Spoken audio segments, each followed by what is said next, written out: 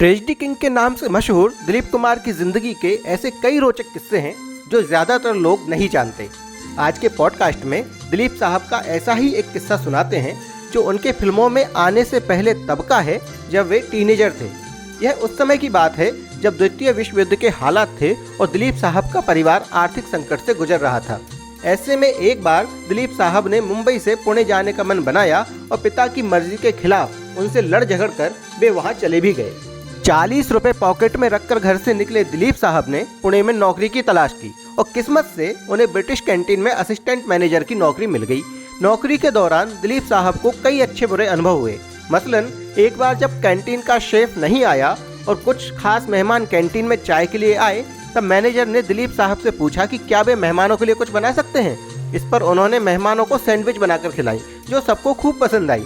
Manager के मेहमानों ने मुस्कुराते हुए सैंडविच की तारीफ की तो दिलीप साहब के मन में सैंडविच की स्टॉल खोलने का आइडिया आ गया। उन्होंने ब्रिटिश कैंटीन के ठेकेदार से बात कर वहीं एक कॉर्नर ले लिया और सैंडविच स्टॉल शुरू कर दी, जो कुछ ही समय में काफी पॉपुलर हो गई, जिससे वह अपने परिवार को भी मदद पहुंचाने लगे थे। इसी दौरान दिलीप साहब के साथ एक ऐसा वाकया घटा जो हैरान करने वाला था। दरअसल पुणे में दिलीप साहब जहां रहते थे वह रूम आर्मी कैंटीन के परिसर में ही था। एक दिन जब अपनी सैंडविच शॉप बंद करके वे रूम में आराम करने के लिए निकले तो उन्होंने देखा कि कमरे का दरवाजा आधा खुला हुआ है। दिलीप साहब यह सोचकर डर गए कि कहीं कोई चोर उनकी मेहनत की कमाई तो नहीं उड़ा ले गया।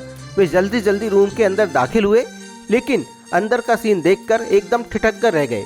वहां ब्रिटिश आर्मी के कॉर्पोरल की बेटी नग्न अवस्था में उनके बेड पर पड़ी हुई थी। दिलीप साहब बर्फ की तरह जमे दरवाजे पर ही रुक गए और वह लड़की इनवाइटिंग पोजीशन में उन्हें देखे जा रही थी। दिलीप साहब घबरा गए। उन्होंने भागकर मैनेजर को सब बताया।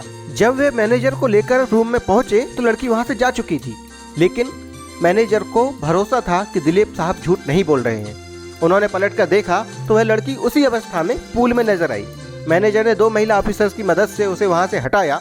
हालांकि इसके बाद क्या हुआ खुद दिलीप कुमार को भी पता नहीं था।